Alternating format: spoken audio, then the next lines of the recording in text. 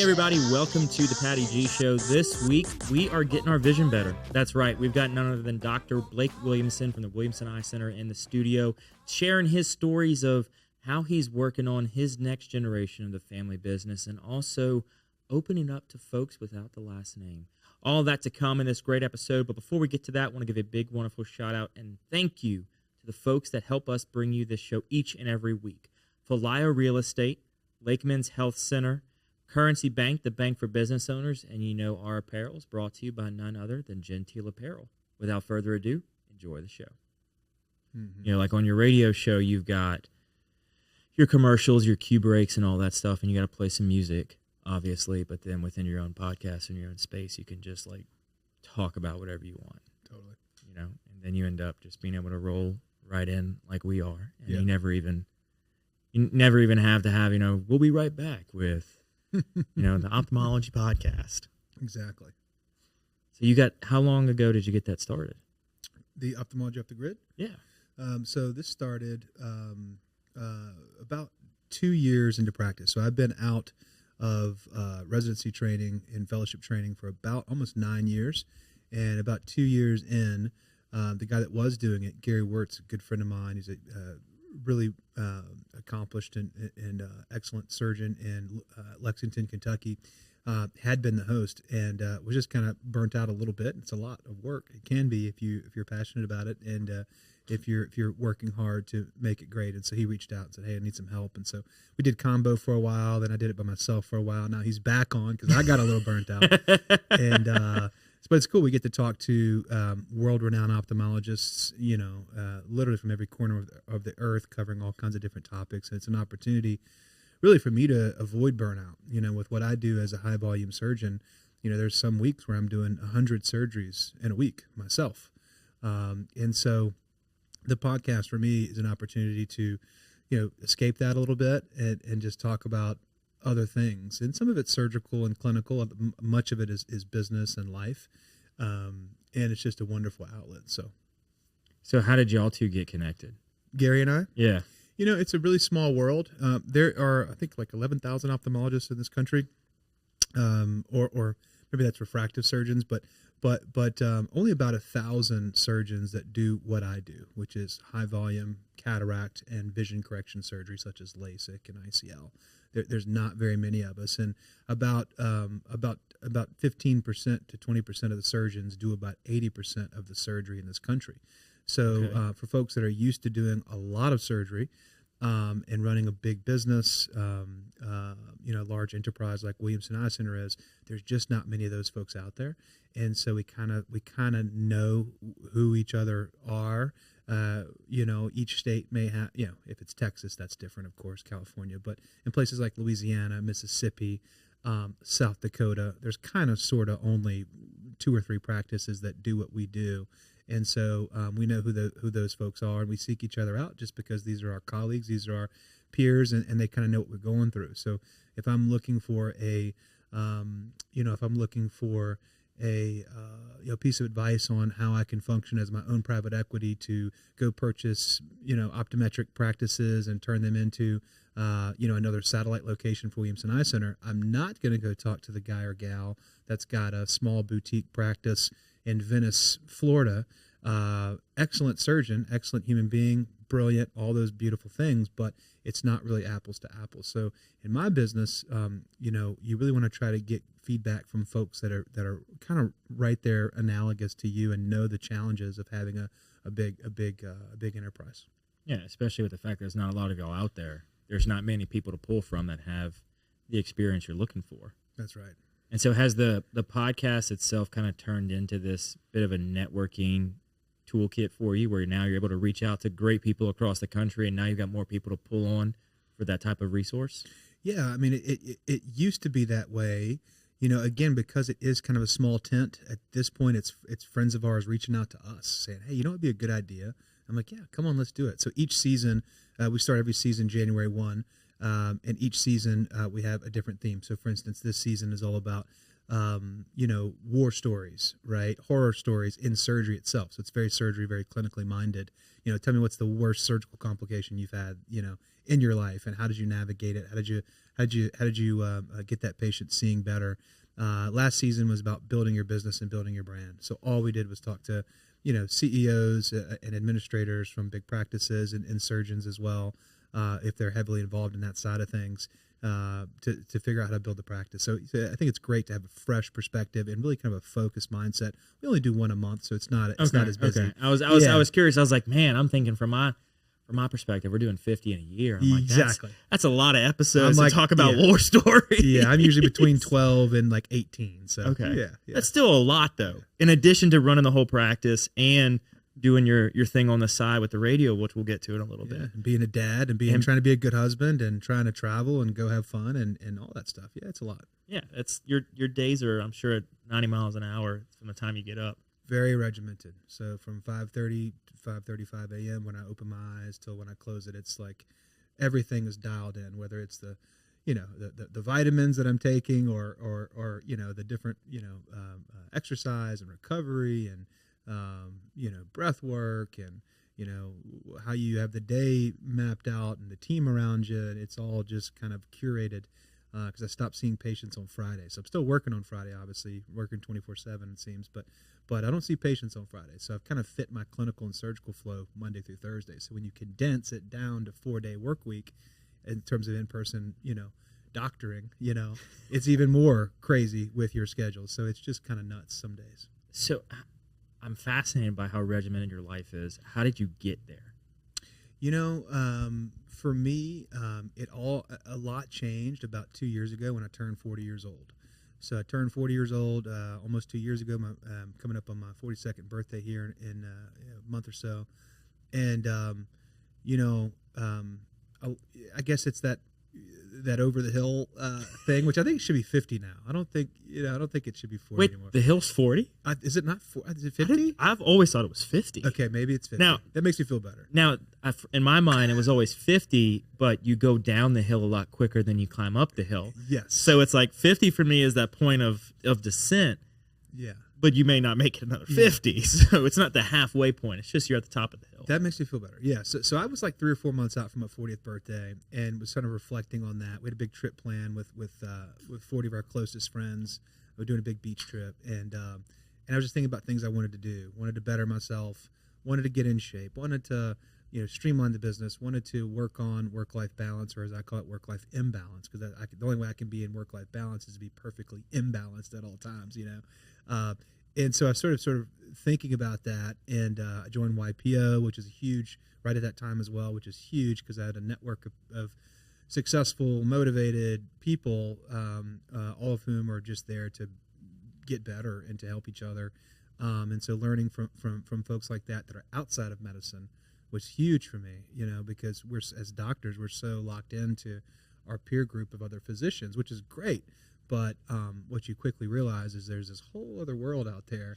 And so learning other people's routines and things that they've done to better themselves has been great. And then ultimately deciding to go to that 4-day work week, I was like, okay, so if I'm not going to be here on Fridays, we're going to have to really maximize our time Monday through Thursday. And so having to really look at my schedule and carve out the times and, build in, when I'm going to go do yoga with my wife and when I'm going to be able to pick up my son from jiu-jitsu practice and have that moment of being a dad. And, that's all very much curated and written on a calendar. And that way I just, at this point, I just look in my phone and I know what I'm doing that day. And so it's imperfect and, but I just feel like if you write it down and if you plan for it and if you're really thoughtful and intentional, you can do your best to do it all. You're not going to do it all, know, but it's a sliding scale, and you do your best to do as much as you can.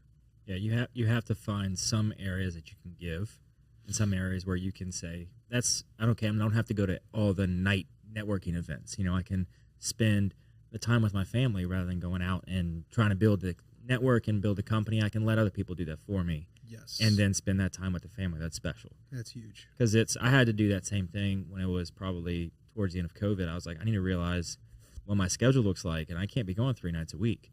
And so now I get one night one night to do the show, and like if you want me to do anything else, you got to let me know well in advance. Yes. Because I've got to work out other things to make it happen. Well, you and I just trying to pick this date. It was like 3 months ago. Was it that long? It was like 2 or 3 things we're trying to figure out, and I was like, I can't do this, and then the next thing you blink, and it's like mid-November, and we're like, right. Lock it in.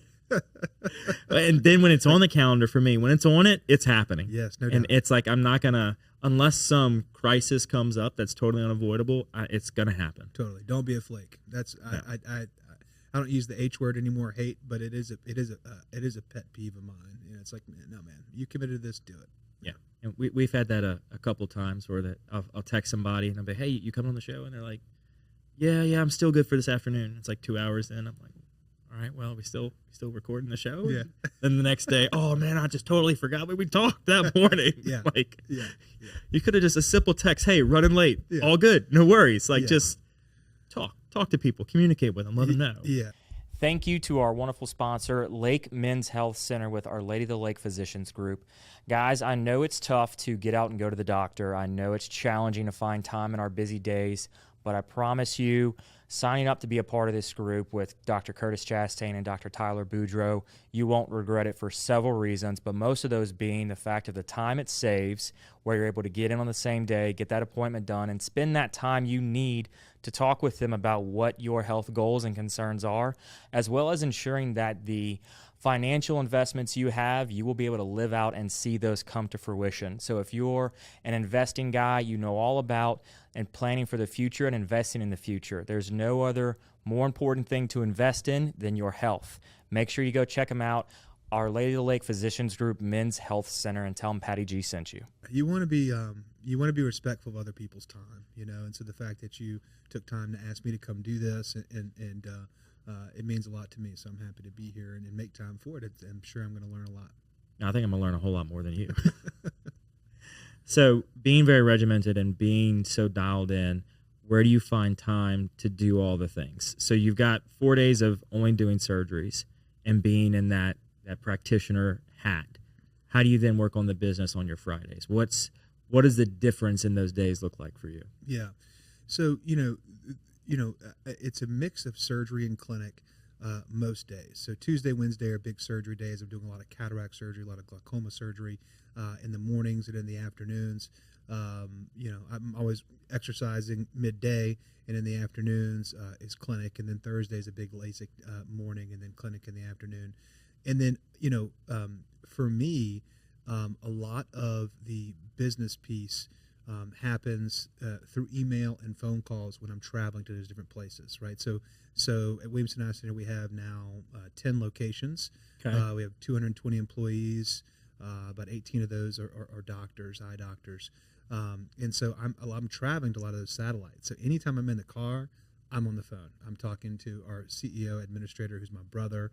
I'm talking to our COO. I'm talking to marketing director. I'm talking to all those people if things are kind of going. So a lot of it is done electronically, email, phone call, text message, and then within ophthalmology, there is I think we're lucky. We have a really, really good group of entrepreneurial ophthalmologists all over the country and the world, and they have formed multiple small groups that get together annually or even twice a year sometimes in very cool locations. For instance, there's a group called ACOS, American European Congress of Ophthalmic Surgeons. So it's some of the best and brightest surgeons from Europe and America, North and South, and they get together every year in Park City in the summertime and in Aspen in the wintertime.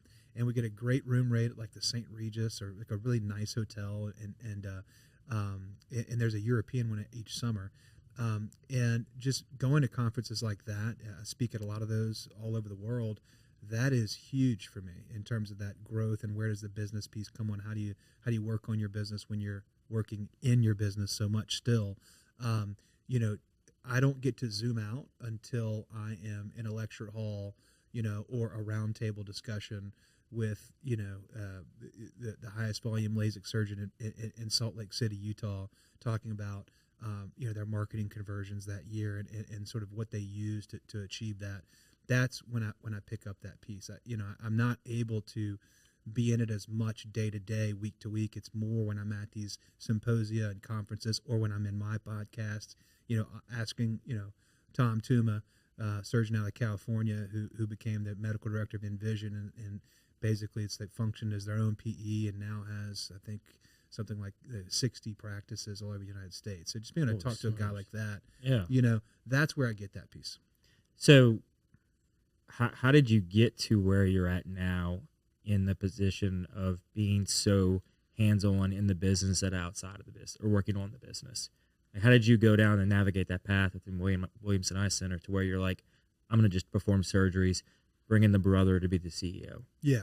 So I'm very lucky that I feel like a lot of this was set up for me, and there's even a little bit of guilt there of, gosh, all I had to do was not mess it up, right? So I still had to get very good grades, and I still had to get through medical school and perform well and do it all. It's not like there was this family business that was handed over. Yeah, if you were a bad surgeon, you wouldn't have a practice. Yeah, you still got to go to med school and stuff. But to be fair, once I did all that, I was really in a good position. And, my brother had been in the practice, 10, 15 years already, growing and expanding and being a huge leader. I really think of him more as a partner. Our practice was started almost 82, 83 years ago by my grandfather, who was an eye doctor. He had 4 sons. All 4 of them went into eye care, right? Wow. Now I'm a 3rd generation, right? So it's really a family, multi-generational sort of family business. And so it was set up that way that, I could come in and get very busy very quick. My uncle, Bill Williamson, who's still in our practice and helps me clinically, pretty much retired from surgery the day I got there. And that was like 8-9 years ago. And so as a result, he had this huge book of business, 40, 45 years of patient charts. And a lot of them needed cataract surgery, right? Because he had kind of slowed down. And so I was able to get very busy very quick. As a result of that, as being a young surgeon doing a tremendous volume of surgery at an early stage, the industry, all the different strategics within our industry, the Alcons, the Johnson & Johnsons, Bausch & Lomb, these huge surgical and medical companies start to show interest in you, because they say, wow, this is someone who uses our product, is obviously having good success with it. Patients are happy. Can he come and talk to other surgeons about how to do this stuff, right? So it's almost like being sponsored if you're an athlete. And what's your baseball glove? What cleats do you wear? What sunglasses do you wear? Did you sign an NIL deal with Johnson & Johnson? Right. Kind of.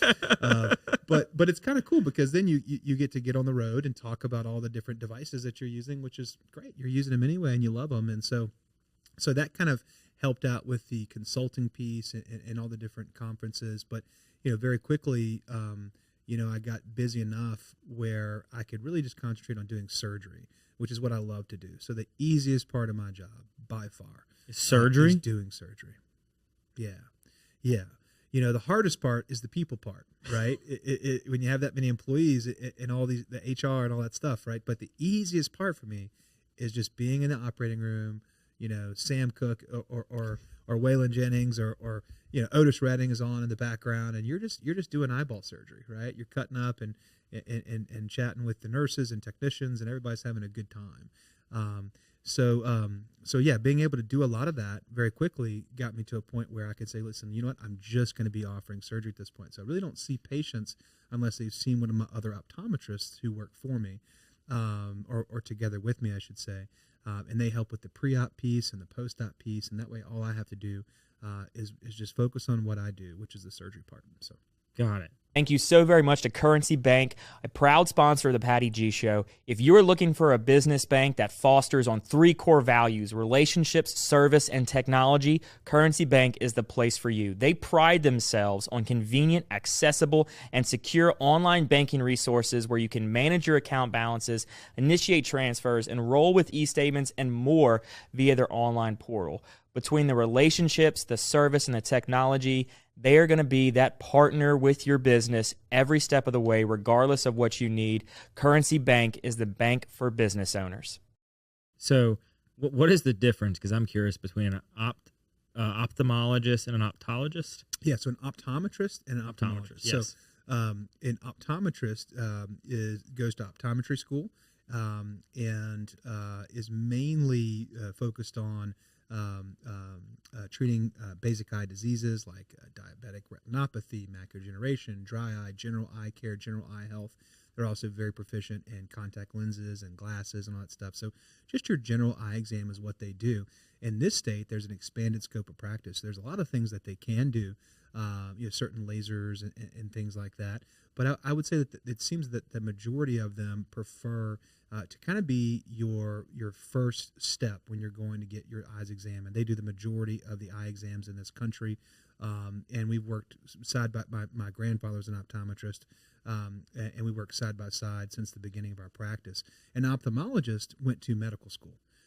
So he did all the same med school as a cardiologist or an oncologist, but just at the end of that, they decided to specialize in eye surgery, right? So an ophthalmologist is generally the one that's going to be doing cataract surgery, glaucoma surgery, LASIK. That's the difference. So they're really doing the actual in the surgery room and everything else, and the other ones are just meet in the office, let's do an exam, and let's see if we can solve it without surgery. Yeah, so I get patients referred from all over the state and even beyond, and the first thing I ask is for a new patient, who sent you? And it's, Dr. Smith sent me. And it's, okay, well, listen, they're going to be your doctor. I'm going to be your surgeon. So after surgery, you're going to be going back to your doctor. So it's important that you kind of establish that, early on. And I think that collaborative care is super important because that optometrist who knows, this patient knows them far better than I'm ever going to know them just by, meeting them once and doing surgery, right? So it's better. I think they receive better care with a doctor that knows them from their hometown. They can just come to me from surgery and then go back. So are y'all the only field that has a setup like that, meaning two different doctors? One is going to see you all the time and going to say, hey, go see this person just for a quick procedure and then come right back to me? Are y'all the only ones that exist? Because I never put the two and two together where it's true. You've got essentially two different doctors. Yeah. One that's just going to perform this procedure, and the other one's going to take care of you before and after. Yeah, I mean, I think that the closest analogy, I mean, there's all kinds of collaborative care within healthcare, and I think the closest analogy is probably like, PAs with like the orthopedic surgeon. I mean, they work hand in hand, right? CRNAs and the anesthesiologist hand in hand. So. But we are unique in the sense that both are doctors. One's a doctor of optometry, one's a doctor of medicine, an MD. But it's unique. It's a cool opportunity to have that. I think we are a very unique sort of subspecialty within within healthcare. I think it's rare that you have a specialty that you can restore people's vision and have such a meaningful impact on their life. That's what kind of got me to it, because you would think with all my family as eye doctors, you'd think that I had to be an eye doctor. And my kids ask me all the time, do I have to be an eye doctor? And I said, man, honestly, just do what you're passionate about. I kept an open mind. I was never forced. But pretty quickly in med school, you look around, God bless the oncologists and the internal medicine doctors and the ICU doctors, but they are around some sick patients. I call them RDs, real doctors, right? Very quickly, I was like, I want to just, I don't want to be dealing with a bunch of blood and death and all this stuff. And, to be able to do a quick procedure that transforms someone's life and is transformative. A lot of what we do with LASIK and ICL and custom lens replacement, these are procedures that are transformative. Much of medicine is restorative. You're bringing someone back to health, which is great.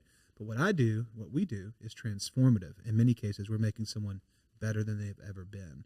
And that is unique within healthcare. And to do so very strategically, not so dependent on the payers and the insurance companies, right, which is a big racket in healthcare. It's very tough. We have one foot in the insurance game, but we also have one foot in the cash pay game. So, you have your plastic surgeons and dermatology that are very much cash pay oriented, right? But if there's a recession or something happens, sometimes that can be challenging for your business plan and your P&L sheet. On us, when that happens, the cash pay procedures we do like LASIK or ICL may dry up, but boy, we have all this base of insurance, and so you can kind of having both and sort of being diversified just makes it much more comfortable to be a physician in 2024. Well, and it also sharpens your skills and your knowledge because you're doing different procedures all the time. You're not just doing restorative health. You're not like someone's coming to you saying, I'm sick, make me better. They're coming saying, hey, I wish I could solve this problem I've been living with. Yes. You know, that the insurance is like, well, we're not really going to pay for that. And you're like, no, I want to do this. There are different procedures, you know, so it's exciting to see that you can kind of get your feet wet in both. Yeah, for sure. So you answered earlier, you don't have a desk, which just, it blows me away. Did you always not have a desk? You know, so I came in like asking, hey, where's my desk? You know, and my dad was like, you don't need a desk. I'm like, what are you talking about? He's like, you're going to be so busy. And I had a young family. I have 3 boys, you know, now they're 9, 6, and 5. They were quite young at the time. Waylon was my oldest son, had literally, you know, just been born, you know.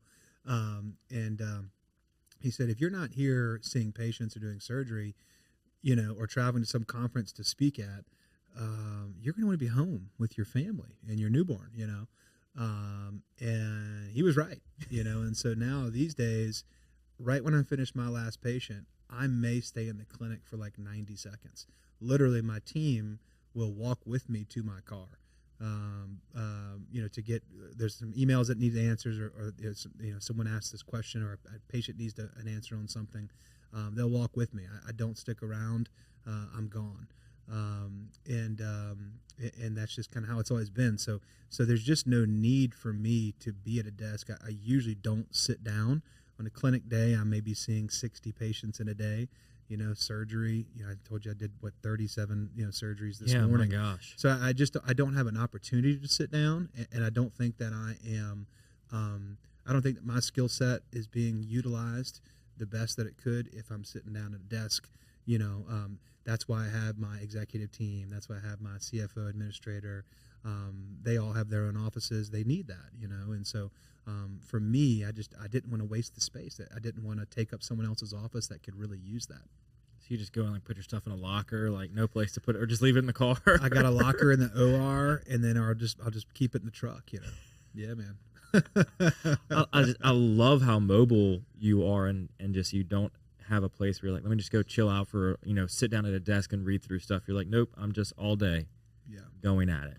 Yeah, and that's good and bad. You know, I mean, there are days where, you know, you're kind of, you know, just to be honest and vulnerable about it. I mean, there are days where you're kind of, when you're seeing that much volume, it can be difficult because there are so many patients that need our help, and there's just not enough ophthalmologists that do what I do to take care of them all. And so, you know, for every patient room that you walk in, yes, you've seen 50 other people that day, but for them, it's just you. And so I could have had a patient who's upset with me about maybe they're not seeing as well as they'd like, or they don't like their glasses or whatever it is. And so, but the very next patient is having a some other problem, or is very happy and wants to, you know, celebrate their vision. And so each door that I open, I have to have I'm on stage, right? Yeah. So, you know, work is really a theater, and the office is the stage, right? And so you have to be thoughtful about that and really give your best every single patient encounter, thinking about your bedside manner, because ultimately that's what's going to grow your practice. I had a lady today who broke down and cried because she was I was talking to her about her cataract surgery, and I have my spiel that I give, and I've given her a million times. Hey, here's what the risks and benefits are, and here's how it goes. And I could just tell she was a little off. She seemed a little nervous and anxious, and I was like, what happened? You know, what's going on? And so she finally told me that I think her mom, who I think was living in California at the time, you know, got her cataract surgery, and 2 days later she passed away. Unrelated, of course. Right. But, you know, it still sticks with you. In her mind, she's like, well, maybe she got a little anesthesia, and maybe it triggered something, and they looked into all that. Apparently, it wasn't the case, but still, it was, and she was literally crying, and that's why she had so much anxiety. So when you see that, a patient crying about something that I know is going to go great, 99.99% of the time, there's no such thing as a procedure without risk, but cataract surgery is pretty damn close. For her, it's different, and so you have to stop and have that empathy, have the awareness. You know, even though I got 30 patients waiting on me, you give that patient all the time that they need, right? So we kind of talked through it. I gave her a hug, looked her in her eye, said, "I'm going to take great care of you, I promise." You know, so that type of stuff is what you have to do if you want to be the best, and if you want patients to feel comforted and feel seen. No one ever forgets how you make them feel, right? And so as doctors, there's so much burnout in healthcare, that we have to understand that every new patient is an opportunity for us to heal, for us to comfort, and ultimately transform their lives. This episode of the Patty G Show is sponsored by Genteel Apparel. Genteel Apparel is our newest clothing outfitter. We've got a great partnership with them. Head on over to the website, pattygshow.com/sponsors, to learn a little bit more about them, and there's a little treat there for you when you get there. Again, this episode is brought to you by Genteel Apparel. Yeah, I mean, because you have one of the hardest jobs of balancing the next person that you're going to see. Meaning you could have somebody that's going to see one person or 10 people all day, and that's all they're going to see, and that's all they're going to talk to. Yeah. But when you have the volume that you do, you're right. You have to be able to walk in with a new blank face and be like, it's like you're waking up to a new day every single time you open the door. Because as soon as you carry something in from the last patient, the current one's going to be like, well, are you really all... Doc, you're about to put me under. Are you really all in this? Do I really have your full attention right now? Because, it's not 37 people. It's me, just one. That's all they care about. And so the second you're off your game or something, it's when things get bad. Yeah, and they deserve your full attention. I mean, a lot of these patients, they're paying a lot of money, cash for vision correction. And you think of them more as clients, as guests. If you're thinking about it correctly, it's not just a patient. It's not a number, And I think that sort of hospitality mindset, that sort of experiential mindset, thinking about patient experience, thinking about wait time, thinking about the way your waiting room looks, all that stuff is absolutely critical. So you said you kind of hop around from all your different satellite offices. Are you one of the only ones that perform surgeries within the group, or are there others that... So we have 1, 2, 3 other partners, young partners that are my age, who are also very busy, very excellent surgeons who do very similar to what I do, honestly. And then outside of that, we have some older docs, my dad and my uncle, who still are kind of slowing down, but still come see some patients. And seasoned doctors. Do a little surgery here and there. And then we have about 15 optometrists that are really more about primary eye care. Okay. So that's when you're moving around, going from place to places. You don't have enough folks to cover in every single satellite office. Yeah, so generally every satellite has an optometrist or sometimes 2 or 3 or more optometrists that are kind of in. That's their location, right? And then the surgeons will kind of travel around to the different locations. Got it. Yeah. So we touched on it a little bit earlier. Your hobby. Yeah. Of radio and being a DJ. Mm-hmm. Why? How? When? What's the story there? Man, I love music my whole life, and my kids, my sons love music, and it's I think where it really went into overdrive is I went to the University of Mississippi. I went to Ole Miss. Please don't shoot me. I'm an LSU fan. We can just wrap up the show right there. We'll call the board. So I knew I was going to live. I knew I was going to live in Oxford. I knew I was going to live in Baton Rouge my whole life. So I wanted to get out of town a little bit. And I was actually thinking being an English major at one time, and they have a wonderful English program with William Faulkner, Eudora Welty, John Grisham, etc. But I went there, and they had beautiful women there, and I knew I was going to meet my wife there, and I did the very first day. Literally snuck into a bar. Day? I met my wife Nicole the very first day.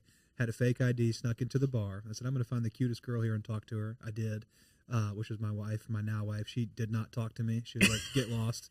But we ended up at the same party later that night, and I said, you're the girl that told me to get lost. And so anyway, she was my date to my first football game. We got married 10 years later. So I'm glad I went to Ole Miss. But at Ole Miss, the music piece, it is a huge music scene. And that's the one difference between LSU, because obviously I grew up and went to Episcopal for high school here in town. And one difference from most of my friends who went to LSU, at Ole Miss, when you were deciding to decide what bar to go to, it was always, hey, who's playing tonight? Like, what bands are playing? Who's playing where? That's literally how you decided where you were going to go.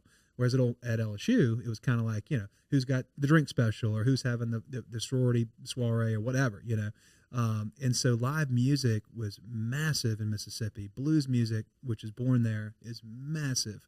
And so I got deep into the blues, and followed a bunch of bands all over the country. I was actually recording, I did some field recording for years. So I was a taper. So you'd take your microphones and record bands like at bars and stuff, and you'd have CDs that they could then give to other bars as like demo tapes to book, right? To book the band. So I kind of worked on that side of the music. And then finally kind of fast forward to really residency training in New Orleans. I was at Tulane doing my ophthalmology training, and we were in surgery, and Big Pete, who is Peter Castle, longtime cornea attending at Tulane University, he had a really obscure jazz song on from the 1940s from a guy called Bix Beiderbecke, a cornetist from Iowa. And I said, "Oh, it's Bix Beiderbecke," and he said, "How do you know Bix Beiderbecke? It's not like Louis Armstrong. This is very obscure." Right. I was like, "Oh, I'm into music and blah blah blah." And he was like, "Well, I got a radio show. You should come down and help me out." I already knew he had a radio show, so I was sort of, that's why I chose that rotation. You're saying you kind of you baited that up a little bit. So he's a host. He was the jazz host on WWOZ, which is one of the greatest radio stations in the nation. WWOZ 90.7 FM in New Orleans is spectacular, world renowned, won all kinds of awards. Anyway, he did the trad jazz show, traditional jazz, and so I became his sidekick. Right, so he's Big Pete. Right, and I was Zulu Doc because I was in the Zulu Social Aid and Pleasure Club at the time. Wait. Yeah. So every Saturday, don't just gloss over Zulu Doc. Yeah. So 8 to 10 a.m. Was a traditional jazz show, and I'd get up every Saturday, and we'd play records from like the 30s and the 40s, and that's how I got into radio. Right, and so when I finally moved back to Baton Rouge, I went to WHYR, it's the community station here in town, and said, "Hey." Yep. So they said, "Well, trad jazz is booked, but like there's a if you have blues or you like country music, you can come on Wednesday nights." I was like, "My son's name's Waylon." Like I love country music, like absolutely. And so myself, my financial advisor, and my attorney, we kind of man it together. We all are DJs, and it's my Wednesday night. It's kind of my come down. All my main surgeries are done for the week, and you just get to drink a glass of wine and just kind of like, spin old records and talk about music. And so that's the arc of that. So financial planner, attorney, and an eye doctor walk into a bar. I mean, there's got to be a joke somewhere. Exactly. Yeah. I try to travel with my attorney at all times. You never know. Makes sense. Yeah. Makes sense. That's so Zulu Doc. That's a good name. Well, dude, so when I did my med school at LSU, my residency training at Tulane. And so I was in New Orleans for, I don't know, 10, 12 years. And my wife is born and raised in New Orleans. She's a Mount Carmel girl.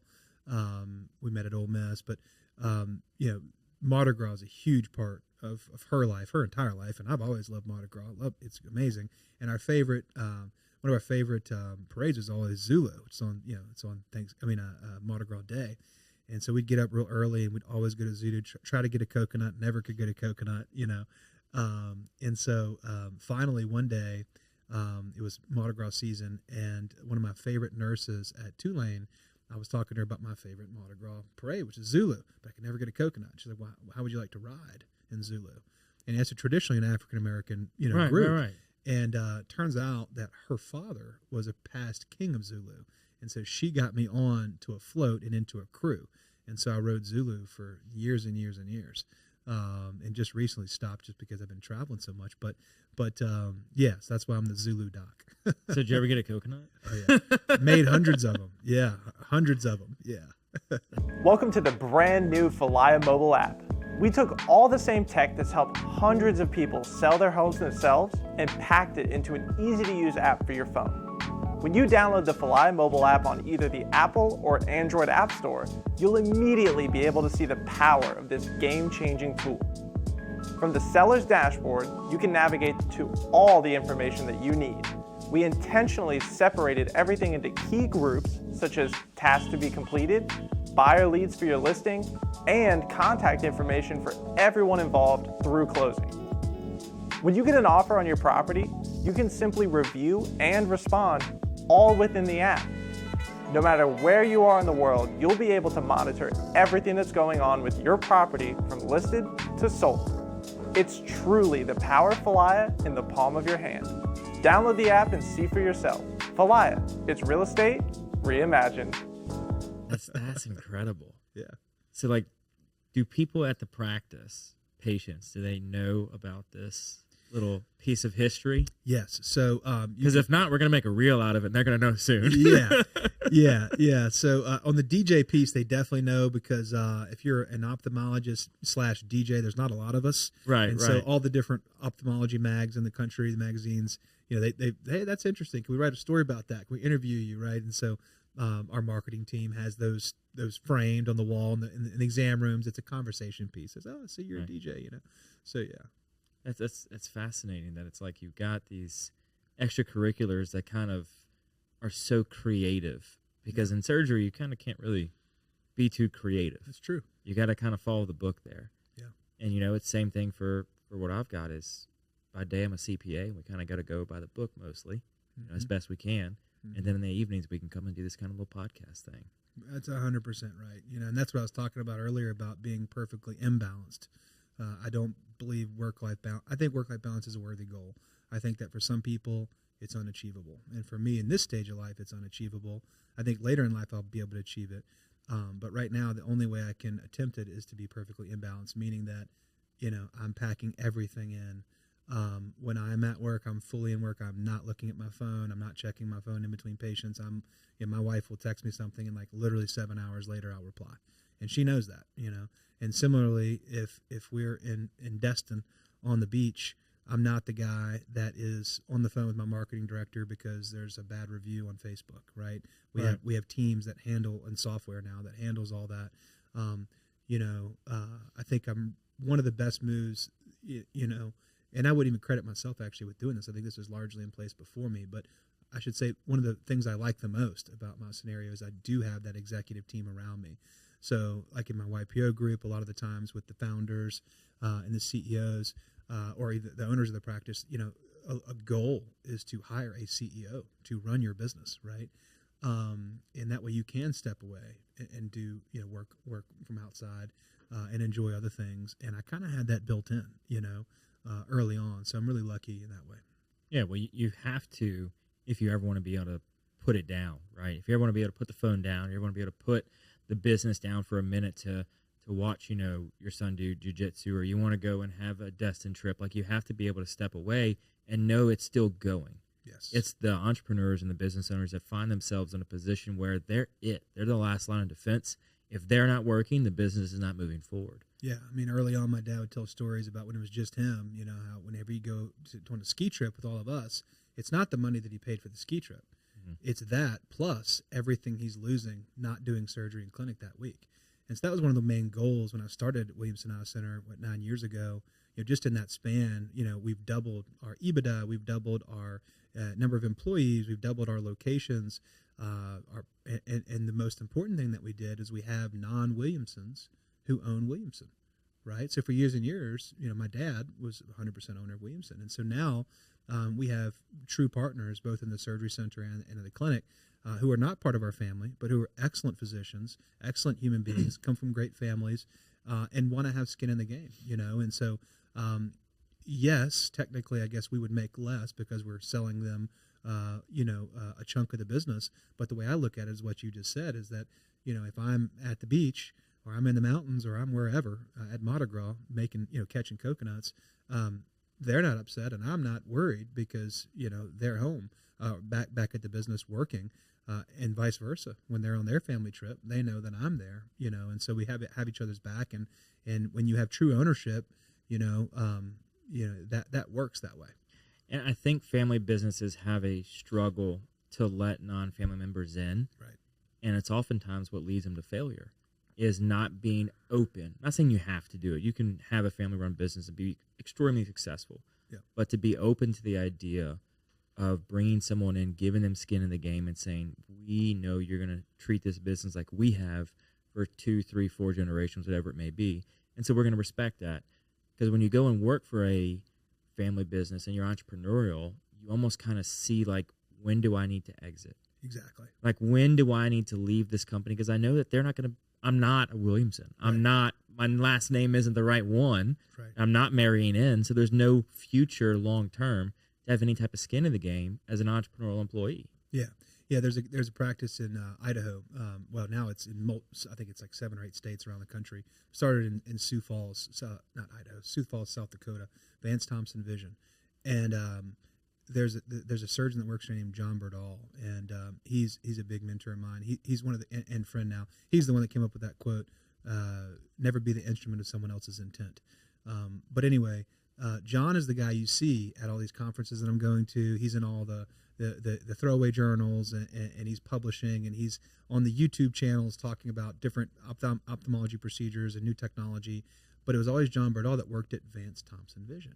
And I was like, well, where's Vance Thompson? You know, who is Vance? You know, who is the John, Vance Thompson? Right? And so finally you meet him, Yeah. and I asked him that question. He was like, Blake, that was my dream. My dream was to hire amazing people and then, you know, allow them the opportunity to buy in, to be true partners and showcase them. That way they're the stars, right? And so when people come into the office, one of my goals, I'd love that patient that calls up and says, hey, you know, Dr. Williamson has a place on his schedule. I'd like to see him. And she says, oh, no, I'd like to go see Dr. Blake Booth or Dr. Clayton Patrick or Dr. Matt Smith, my partners. You know, like I love that. You know, that's great. Or else you have a big backlog of patients that just want to see you. I don't think that's when you have capable, you know, surgeons who are wonderful. You know, you got to figure out a way to kind of do that. And so I kind of stole that mentality, and it's the opposite. You're right. A lot of people say, "Oh, no, I want it to be all about me. I want it to be my face," and that type of thing. And I think I have some of that in me still, if I'm being honest with you. But I'm trying to look at that differently from 40,000 feet and realize that long term, I don't know if that's the best thing. It's not sustainable, right? You can't. I got to be here, it. you know.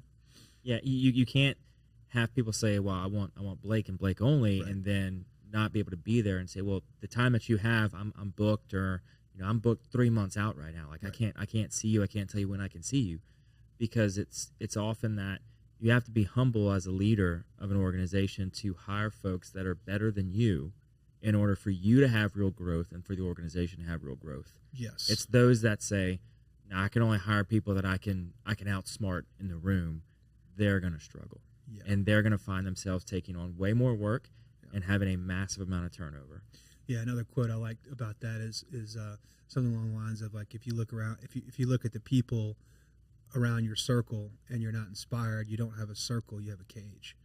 You know, and I think Ooh, that's a good one. You know what I mean? And it's so true. It's like that's happened to me over the years, like in my friend group or like in my peer group. I'm kind of looking around. I'm like, man, you know, what am I doing? You know, are these folks making me better? Oftentimes it's the opposite. Am I making them better? Because there's many times where I'm like, you know what? I don't know if I'm good for this person. Actually, I went through that recently, which is a weird piece of introspection to think about. But yeah, I mean, and it's like that in our organization. It's rare. There's not many topics where I walk in and I'm like, I'm the smartest person in this room. I think there's things that I'm gifted at and I do better. But you know, one of our guys was a valedictorian here at U High and a summa cum laude from Vanderbilt. I couldn't do that. I couldn't be a summa cum laude at Vanderbilt. You know, it's inspiring to be around people who, you know, objectively are more talented and smarter than you are. But you guys can work together to achieve whatever business plan you're trying to do. Yeah, and my grandfather was a second generation in a family business, and now my dad's in it, and my brother is in it for the fourth generation, I guess. And my grandfather always told us growing up, look, y'all don't have to be the smartest person in the room. You have to know them, and they have to be on your team. Yeah. That's it. That's all you have to do. You don't have to be the one that's like, nope, I got it, guys. I'm the smartest person. Do you have any questions, come to me. Yeah. It's, you know, I know stuff. Yeah. But I don't know it all. And because I don't know it all, talk to this one. This person's got that answer for that. You have to be that sort of connector to people, because if not, you're never going to find even a hope at some sort of balance. Yeah. You know, and having family come first is tough in certain times, because you want to be able to be like, no, I gotta do this for the business. But at the end of the day, it's, what's going to be important to you, and you have to have people on your team to allow you that flexibility. Yeah, the people part. The people part is the funnest part. It's the most difficult part. If you can master the people part, you'll be successful. Yeah, that's one of those things they don't teach you in medical school. No. They barely teach you in business school. It's like, okay, the people is going to be the toughest part of your day. Yes, and at times the most fulfilling. If you're doing it right. If you're doing it right, and you're seeing those people kind of blossom and want to take on more, you're like, all right, we got something going on. It's those that sit back and say, they're always showing up late, and it's like, well, why are you showing up late? Right. Okay, you don't like it here. Yeah. All right, so we're failing. And it's that's inward look that you mentioned earlier. It's tough to do that as an entrepreneur because you don't think that it's there, but it takes someone else to tell you, hey, stop. Yeah. This is what's going on. You got to fix it, or I'm out. Yeah, 100%. And it's tough. Yeah.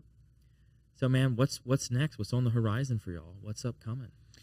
I think the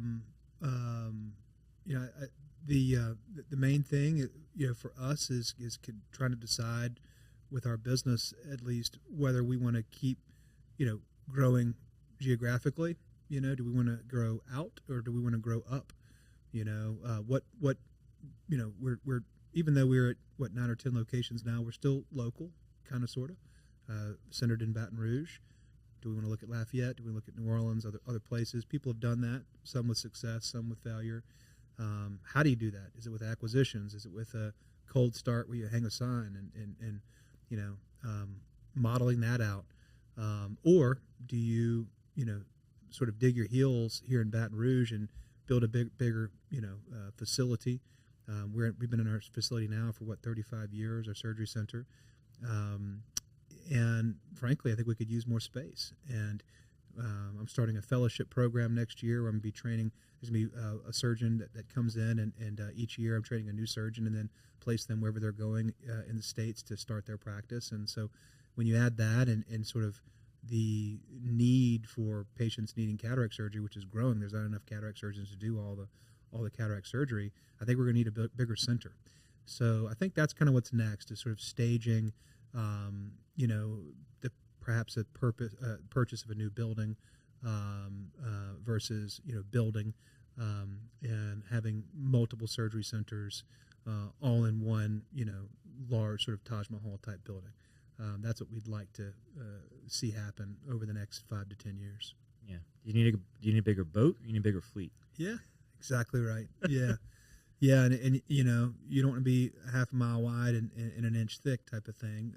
Right. And so we have a hub and spoke model now, but really trying to figure out if we can add value to some of these other markets within Louisiana, because there's just very few people that do what we do in any of those towns. Some of them have nobody that does what we do, and so we think that we could be of service to the patients. But it's tough when you're trying to be strategic and you have partners and you have a board and cash flow and all that is important. When you have a payroll like ours and that many employees, you got to make sure that if you're going to go start a new center, in Alexandria or Lafayette or wherever, where there's lots of competition and there's wonderful doctors there too. That's a big cash hemorrhage for a while until you build that up. And so those are kind of the conversations we're having, and just sort of optimizing what we're doing, harnessing AI to help us with charting and our clinic notes. And, there's so much software coming out in our space, and then trying to keep up with all the new technologies and trying to keep up with just the trends in healthcare and sort of, be ahead of all that. We don't want you to feel like a patient. We don't want our clinic to feel like a clinic. We really are looking at the patient experience and trying to be best in class with that, and just make patients just knock their socks off. That's what our team's focused on. So on the AI piece, I'm curious. I never thought about it until you mentioned it about the charting. Is there some technology out there now? I know everybody would always have to do a procedure and then go and document everything that took place. Mm-hmm. Are you able to vocalize what you're doing and have AI listen to you and chart it as you go? Yeah, in fact, there are there's different software now that can listen to your conversation with the patient. They have to agree, of course, and it is charting your clinic note. You're speaking to what the vision is, what the eye pressure is, what you're seeing in the exam with the microscope, and it's charting all that for you, and for helping you with diagnoses and treatment protocols and all that. Transcription for surgical procedures has already been around for a long time, but I think the unique piece is trying to help physicians with their differential diagnosis. Let's say you've been out of training for 35 years and some obscure thing comes into your eye exam lane. You'd like to think that every single doctor that you see has memorized every single thing from training, but oftentimes they don't, and so it's like horses or zebras. If you hear footsteps and hoof steps, you're thinking about horses, but every once in a while it's a zebra, and so you have to kind of go back to that. I think that's where AI comes in. Hey, I'm seeing a red eye, itchy, vision coming and going, worse in the morning, better as the day goes on. The pupil size is this. Oh, well, here's the 12 things you need to be thinking about. Oh, you know what? That third one, that I remember that. That's right. That's what this is. So I think that's where it can really help us as physicians. That's incredible. Yeah. And at the start, you probably weren't having any of that 9 years ago. I was thumbing through the Will's Eye manual, looking at the index. I love that, man. Well, before we get you out of here, we have a set list of questions we ask every guest. Yeah. First one is, what is something you did as a kid you wish you could still do today? Ooh, man, I really enjoyed just running. I enjoyed playing football, and I enjoyed running. Right, I've had 2 back surgeries now. I know, so I can't. It's kind of a downer. I can't really put that impact on there. But I really loved playing football, and I really loved just being able to go for a jog. I was in New York this past week speaking at a conference, and I was going to yoga with my wife, and I just saw people jogging in the park. I was like, man, that looks like fun. I wish I could do that. Yeah, it's such like a mind clear. Yeah. When you go for like a long walk or a jog, it's just like. But it can be so bad for you too. Well, yeah, if you had backs, yes. You don't need that pressure on your back, man. So in doing what you've done, you're speaking at all these conferences. You've got a podcast. You're a radio DJ host right now, and you still have a full-time job being not only a father but also running this business. What are 3 lessons you've learned along the way? First lesson is never play cards with someone whose first name is a city. So if Memphis Mike tries to play you in a card game, don't. No. I think that's a valid lesson. Yeah, it is pretty good lesson. Tip your bartenders. I think that's important. Yeah. No, I think that just a couple of things that I tell everybody is, just be always bet on yourself when others don't. Never be the instrument of someone else's intent. Just because people are trying to get you to go do something, who is it really serving? Especially when you start to get in crunch time and you don't have time, as much time with your family. You always want to be thoughtful about that, and no one is going to be mad at you if you say, hey, listen, I'm trying to be a better husband and a better dad. I wish I could say yes to this engagement or to this podcast or to this talk or to this travel. I just can't.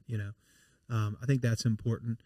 And I think that it's important to, just be enthusiastic, with what you do. I really do think enthusiasm can save the world. And I think that, I hope that when I'm talking to my patients about surgery and vision correction, I'm aware that for them, this is a huge experience, right? And so I try to take that with me and celebrate their vision and be positive. I always try to make sure my team's having a good time. One of the biggest challenges, as a young entrepreneur, if you're building a practice, is understanding that it's not always about you. And in fact, the most important thing is about everybody else that's in your organization and how you're making them feel, because they're looking at you. And if you're down and if you're upset, guess they are too, And so trying to be upbeat, trying to be cognizant of how you make others feel, being true to yourself, and just having a good time.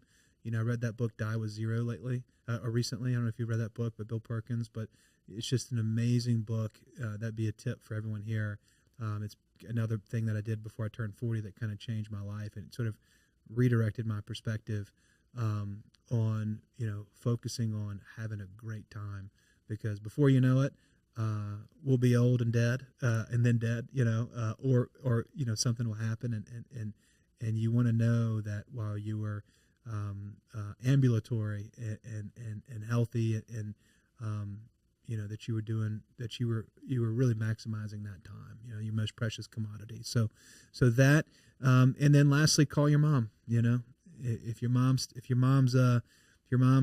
healthy and can talk to you, give her a call. We live in Utah in the summer.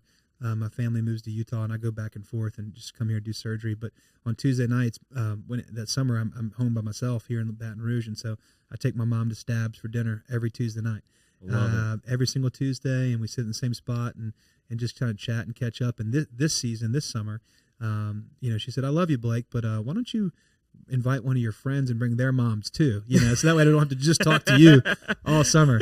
So this summer we had. But let's have a companion, Blake. Yeah. I can only talk to you so much, and you talk a lot, so which I do.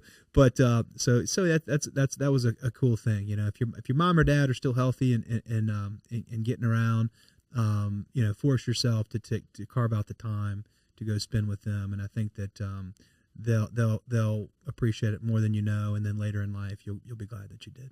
Oh yeah. So what is something you love about Baton Rouge? For me, it's just the people is the biggest thing. I think Baton Rouge has a lot of challenges, and I think that people who've been here a long time love to focus on those challenges. I was gone for 14 years, so I didn't. A lot of my friends have never left Baton Rouge. They've been here their whole life, high school, college, LSU, the whole thing. Nothing wrong with that. But being gone for 14 years, you miss the people, you miss the personalities. I've lived in New York, I've lived in Baltimore, I've lived in Paris, I've lived in Oxford, I've lived all over the place, and there's just nowhere like South Louisiana. So for me, it's the people part. Yeah, and it's the more and more that I travel, the more and more I realize how much that rings true.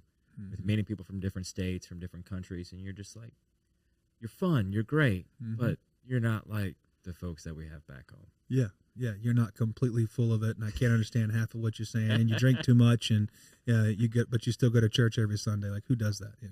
We do. Louisiana. Yeah. We do. So for the final question, what can I do to help you?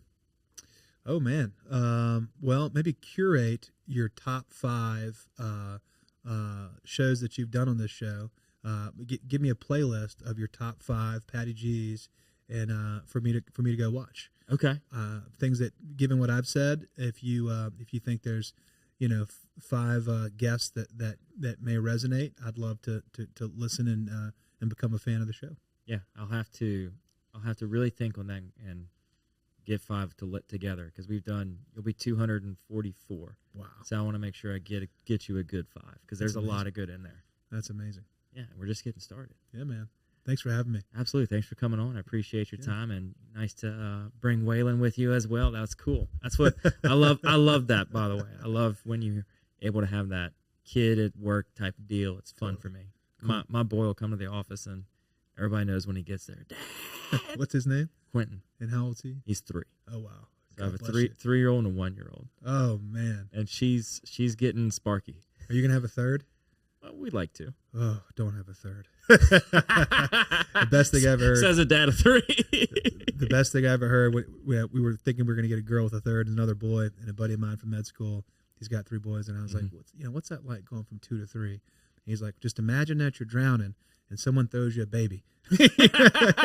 Not a life raft, a third child. A third child, yeah. So just give it some time before you get the third. Yeah. No, we love our third. He's crazy, but we love him. Yeah, that's when you start playing zone. Yeah. So that's awesome, man. Thank you for coming on. Thank you for sharing everything, and thank you everybody else for tuning in. We'll see y'all next week on the Patty G Show.